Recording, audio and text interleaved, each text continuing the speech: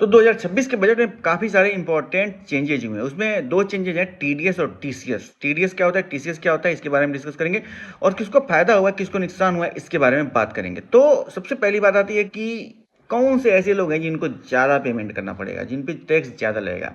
तो सबसे पहले कुछ सेक्टर में टैक्स कलेक्शन और स्ट्रिक्ट हो गया है। कौन कौन से सेक्टर हैं? एल्कोहलिक लिकर, जो पार्टी के शौकीन हैं, जो शराब पीने के शौकीन हैं, दारू पीने के शौकीन हैं, उन लोगों को ज़्यादा पैसा देना पड़ेगा, जेब ढीली करनी पड़ेगी। स्क्रैप सेल्स और मिनरल जैसे कोल और आयरन ओर पर टीसीएस रेट अब 1% से बढ़कर 2% कर दिया गया है। ज़्यादा नहीं है, 1% से बढ़कर 2% कर दिया गया है, 1% किया गया है। ठीक है, मतलब इन ट्रांजेक्शन पर ज़्यादा अपफ्रंट टैक्स कलेक्ट होगा। ठीक है, टैक्स कलेक्टेड एट सोर्स मतलब टीसीएस और टैक्स डिडक्टेड एट सोर्स मतलब टीडीएस। अब ये लोग तो हो गए, इन्हें ज़्यादा पेमेंट करना पड़ेगा। अब किनको आराम मिलेगा, किनको कम पेमेंट करना पड़ेगा?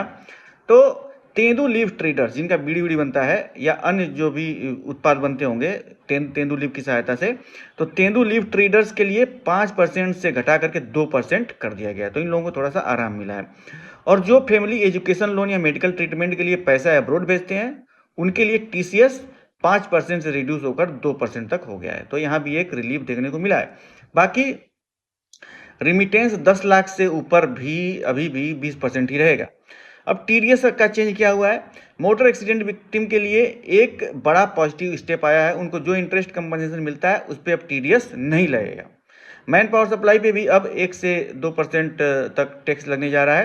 प्रॉपर्टी ट्रांजेक्शन में टैन की जरूरत नहीं है, पैन से ही काम हो जाएगा।